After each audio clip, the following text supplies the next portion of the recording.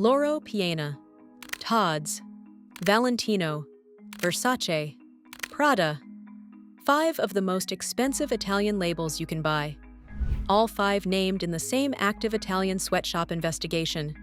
Same probe, same Chinese migrant workers locked inside unmarked workshops in Lombardy, paid €4 an hour for 90-hour weeks. One of them was assaulted by his employer for asking for the €11,700 in back wages he was owed. That brand was Loro Piana, the icon. Number 1 on this list. Today, the 5 biggest Made in Italy lies, and the 5 Italian brands that still actually do what the label is supposed to mean. No sponsorships, no grudges, just the receipts. Italian prosecutors have named 19 luxury brands so far. Everyone runs the same playbook. The brand hires an official Italian supplier. That supplier passes the work to shell companies. It ends up in an undocumented Chinese workshop outside Milan. The €4,000 handbag sewn by a worker earning €4 an hour. No overtime, no labor protection, no fire exit that opens. 5 brands take the worst of it. Counting down. Number 5. Versace, founded in Milan in 1978 by Gianni Versace. After Gianni's murder in 1997, his sister Donatella ran creative for almost 28 years. Italian heritage. That is the marketing. In 2018, Versace got sold to an American holding company for $2.1 billion. 7 years later, they sold it for $1.375 billion. That's a $725 million loss. While they owned it, Versace got named in the Italian sweatshop investigation. Donatella was pushed out as part of the sale and given the title Chief Brand Ambassador, which is corporate speak for paid to leave quietly. A Versace silk blouse is between $700 and $1,200. The Medusa logo handbag is $1,200 to $3,500. You are paying for an Italian heritage name that has been an American holding company's asset for 7 years and a different conglomerate's asset since December. Number 4. Tod's. The Della Valle family business goes back to the grandfather's shoe workshop near Civitanova Marche in the early 1900s. Diego Della Valle scaled it into the modern Tod's brand in 1983. Listed on the Milan Stock Exchange, family controls majority. Headquartered in Sant'Elpidio a Mare. The marketing is Italian artisan craftsmanship. The Gomino driving shoe sold on hand-stitched in Italy. The T timeless tote sold on Italian leather. In 2025, Italian prosecutors went after Tod's directly. The company and 3 of its executives charged with labor abuses and false Made in Italy claims. First time in history, an Italian fashion house got hit by its own country's prosecutors. The audits had been warning Tod's for years. Tod's ignored them. The prosecutors are asking for a 6-month ban on all Tod's advertising. The Gomino is between $595 and $775. The T timeless tote is around $2,000. Sold on Italian craftsmanship, the brand's own auditors had been flagging for years. Number 3. Valentino. Founded in Rome in 1960 by Valentino Garavani. Italian couture aristocracy. The brand the most famous women in the world wear when they want to communicate old European money. Owned since 2012 by Mehula for investments, the Qatari royal family's fashion fund. In 2023, the French group that owns Gucci bought 30%. Beloved creative director Pierpaolo Piccioli was pushed out in 2024 after 16 years as creative director and 25 years at the brand. Qatar majority, France minority, 0 Italian money behind the brand. And Valentino is named in the Italian sweatshop investigation. A rock stud heel is between $1,200 and $1,500. A ready-to-wear dress is $3,000 to $8,000. Couture is $20,000 and up. None of that price is going to the worker. None is going to an Italian family. A meaningful share is leaving Italy entirely. Number 2. Prada. Founded by Mario Prada in Milan in 1913. Owned and run for the last 40 years by Miuccia Prada and her husband Patrizio Bertelli. Family still controls the company. As of December 2025, the Prada Group also owns Versace.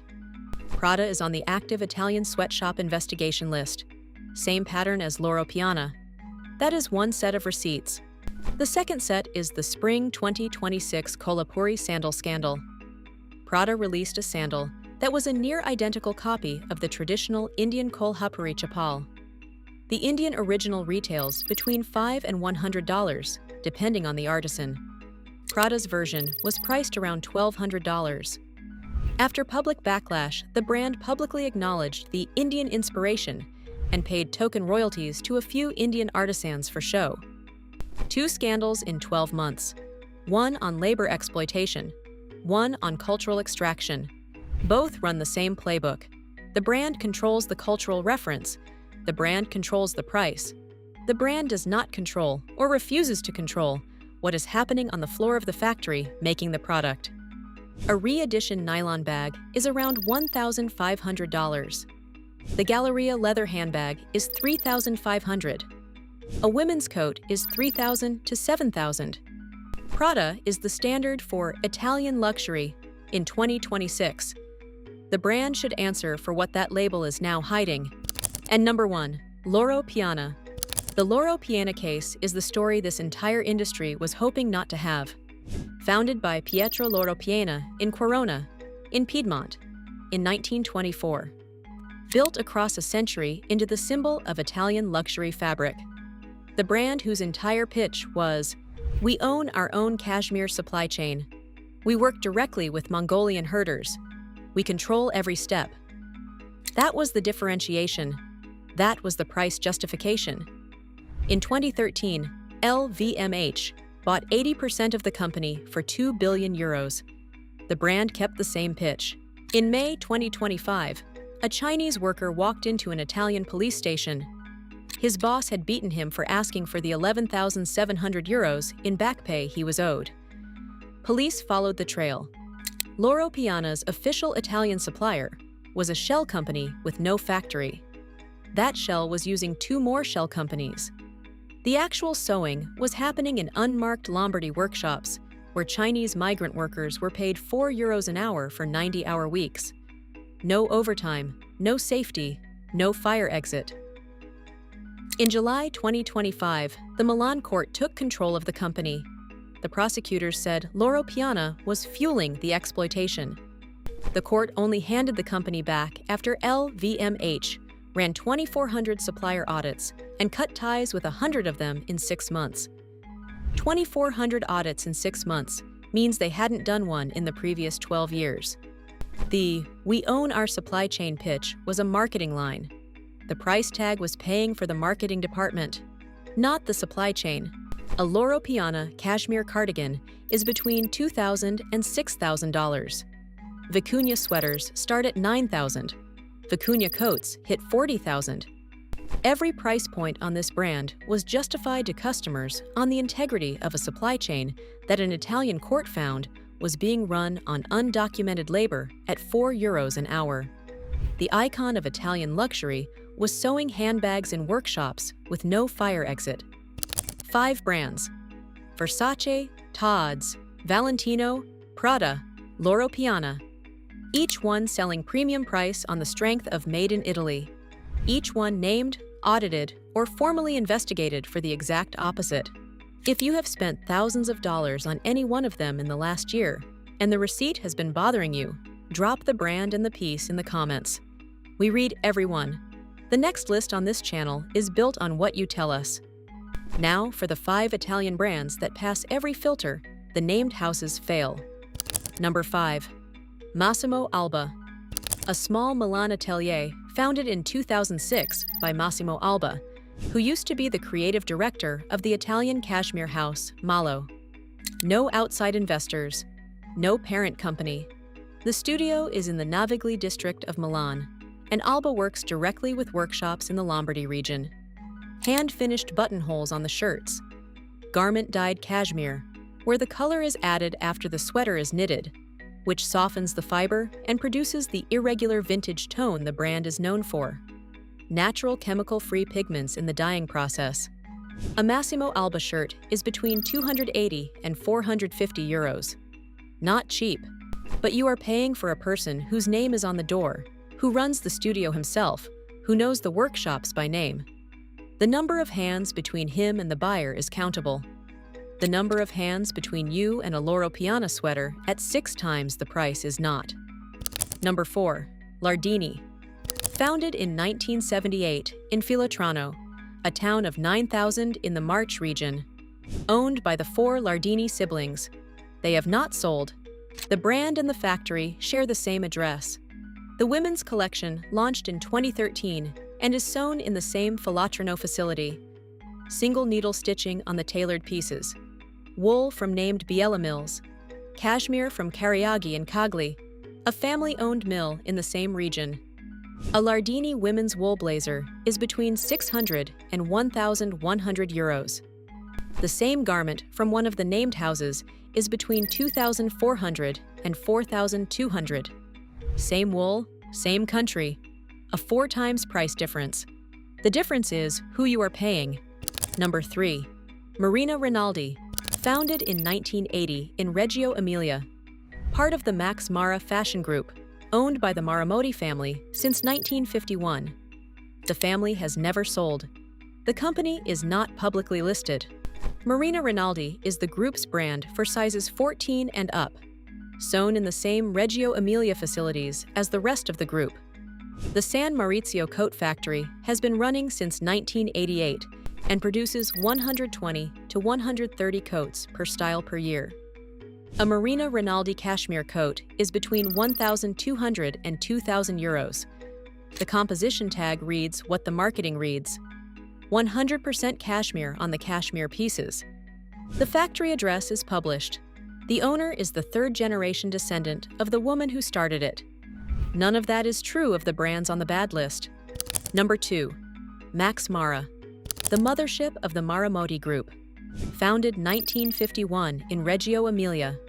Still owned by the Maramotti family 75 years later, with revenue around 1.5 billion euros. 3 of Achille Maramotti's children have run the company across 2 generations. The family has never taken outside money. The signature 101801 camel coat. The icon, still produced in Reggio Emilia, 90% virgin wool, 10% cashmere.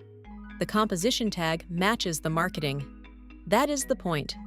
Made in the San Maurizio coat factory, the family built in 1988. Hand-finished collars and lapels. Same construction the brand has used for over 40 years. The 101801 is around 3,400 euros. The comparable women's camel coat from Loro Piana is 5,800 to 9,200 euros. And the Loro Piana is the one that just came out of judicial administration. The cheaper coat is the more honest one. And number 1. Brunello Cucinelli. Founded in 1978 by Brunello Cucinelli. In 1985, Cucinelli bought a 14th-century castle in Solomeo, a hilltop village in Umbria with a population of about 500, and turned it into the company's headquarters and atelier, listed on the Milan Stock Exchange. Cucinelli and his family still hold a controlling stake. The founder still works on the floor. This is the brand cited every time someone wants to argue Italian luxury still works. Workers paid roughly 20% above the Italian textile industry standard. 90-minute mandatory lunch break. It is forbidden to work past 5:30 in the evening. Library, cafeteria, school, and a 240-seat theater on site, all built and funded by the company. Every garment sewn in Solomeo or in regional Umbrian workshops, the company has direct, audited relationships with. Cucinelli also owns 24.5% of Cariaghi, the cashmere mill in Cagli that supplies the brand. The yarn is traceable to a known herd. The sweater is knitted in Solomeo. The chain is shorter than any of the named luxury houses can claim. A Brunello Cucinelli cashmere cardigan is between 2,000 and 5,000 euros. Genuinely expensive. But the math is publishable. The wage is publishable. The factory is open to visitors. None of the brands on the bad list can say any of that.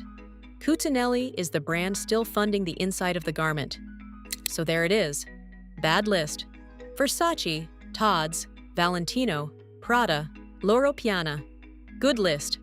Massimo Alba, Lardini, Marina Rinaldi, Max Mara, Brunello Cucinelli. Same country, same label. Two completely different businesses behind the marketing. The pattern on the bad list is identical. A heritage Italian name, a foreign or institutional owner extracting margin, a Made in Italy stamp on something subcontracted 3 layers deep to a workshop the brand will not name. The pattern on the good list is identical too.